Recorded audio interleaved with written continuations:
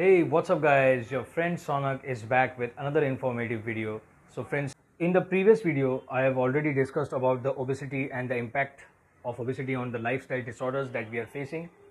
So what are the precautions and the lifestyle disorders I've already discussed in the previous video. In this video, friends, I am going to discuss about the exercise considerations that we have to keep in mind when we are planning some exercise program for an overweight individual.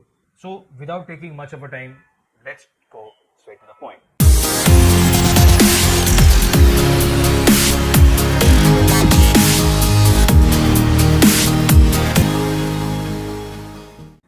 So friends, as we know that physical activity is an important component of a weight loss plan for overweight individuals and obese populations that we're talking about. It helps in creating a greater deficit, like I'm talking about the energy expenditure that we are having from that, which might be too much to do from the diet alone. So because friends, we already know that the first important factor to keep in mind when we are trying to lose weight is about calorie deficit. We have to stay on a calorie deficit, means the amount of energy that we are consuming from food, we have to burn more than that. So everyone has a certain amount of calories that they need. So that's why friends, it's easier if we are exercising as well as at the same time we are dieting also, so that we are not like stressing too much on diet and keeping up too much strict and all, because exercise burns calories and all energy because it requires for functioning and all. So we can create a larger deficit which makes the life easier for obese people and all.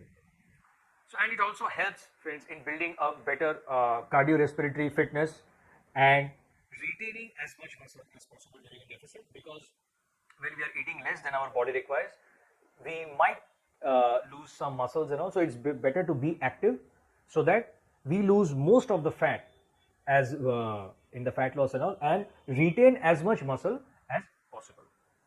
Okay. So this is an overall view I'm talked about, because it may bring more risk and complications in obese people if we don't take into consideration these things.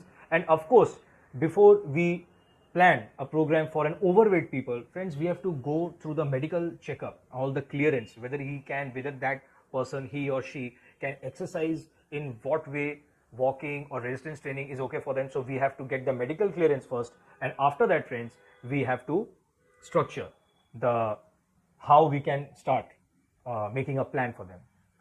So now friends, the question comes now, how we should start, what are the things we should do. People get confused that should we choose cardio or resistance exercise. So for that friends, I am going to discuss about this, that both cardio exercises and resistance training are important for this population. Now why? Let's talk about the cardiorespiratory fitness first. They lead a sedentary lifestyle, most of the obese people, that's why they gain too much weight, because they're moving less and they're consuming more food. But even a brisk walk can be considered as a part of an exercise plan and improve their cardio respiratory fitness.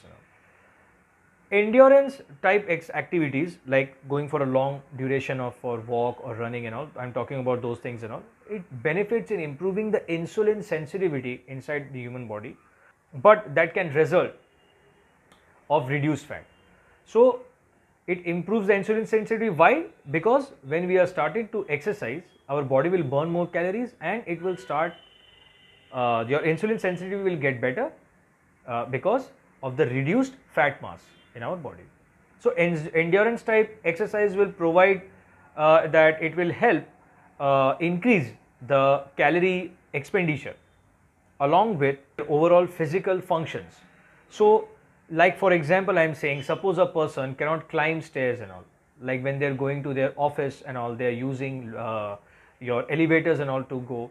So now if their cardiovascular starts improving, they will start taking stairs instead of using elevators. So it will be a small motivation for them. So it will be small wins which can be very motivating for them in those starting new program and all.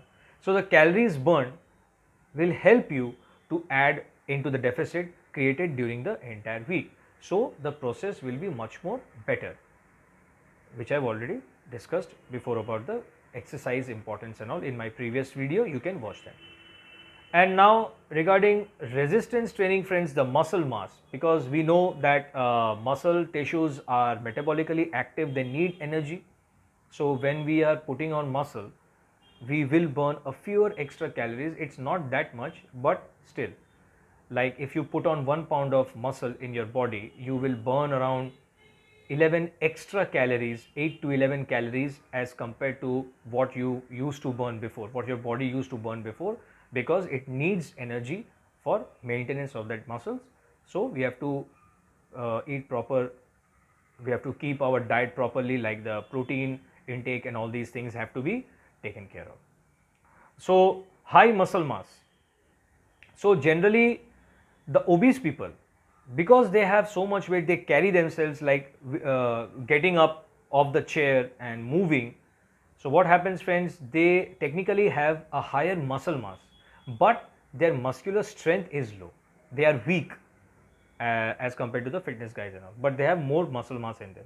So weight loss through calorie restriction, that does not include resistance training, results in reduced muscle mass, because when we are consuming less calories, our body will start losing a little bit of muscle mass and all. So if we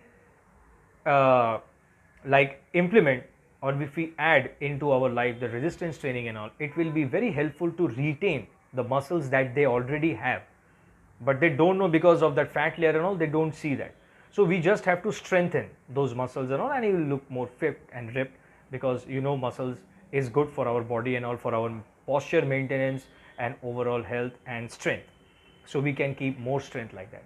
So calorie restrictions with adequate protein intake and resistance training will help in retaining more muscle mass while increasing the muscle strength. So this is the first thing that we have to consider before we plan a program. So I have told you about the importance of cardiovascular exercise as well as at the same time the muscle mass. Now we are going to discuss the next point, that is the goal of exercise planning. So here we go. So now friends, let us talk about when we are what's the goal of the exercise plan, because generally friends, overweight people are found to be guilty because they are leading a sedentary lifestyle, they are not working out and all. So they have a very low tolerance of exercise, and usually they have negative feelings that are associated with it. So the most important thing while designing a program for an obese people, one thing we have to keep in mind, that considering an exercise routine for this population is their continued adherence. So adherence is the key, friends, and we have to program the exercise in such a way that they can sustain it for a longer period of time and they can be consistent, because these are the most important factors, friends, in weight loss, that is adherence and consistency. Because friends, consistency is the single most important factor in achieving sustained weight loss. So these are the two factors that we have to keep in mind. Because when sometimes what happens, we have seen that in the gym also, that there are several instances that we see sometimes that the personal trainers in the gym, there's no offense regarding the personal trainer, I'm just saying in general, friends, I'm not targeting all the personal trainers around. Generally what happens, I'm saying that the personal trainers in the gym make their overweight client go through such an intensive program on the first day that they lose the feel good factor associated with an exercise routine. Because when we are pushing in too much, instead of enjoying the process of exercise, he will feel a little bit deprived. Oh my god, so much putting a lot of pressure, too much intensity, they will go run out of breath, and also it will be less motivating for them. So we have to plan accordingly, friends. Because as a coach, if somebody is like hiring a personal trainer also on exercise routines and all, that can put an impact on them. So to make sure that they understand that your topmost priority is they become regular at exercising and enjoy their routine. This is the thing that we have to keep in mind, because there was a study also, there was a research has been done on with few obese peoples and all. There was a two group of categories. One was given that intense exercise activities and all, and the other one was given a moderate to low intensity. So they saw when the obese people, they are going over their threshold of that cardio, that ventricle, it called that ventilatory threshold, it is called VT. Sorry, I couldn't remember that. It was the ventilatory threshold. If they are going above that, then it has shown that there are less chances of them to become more consistent during the long run.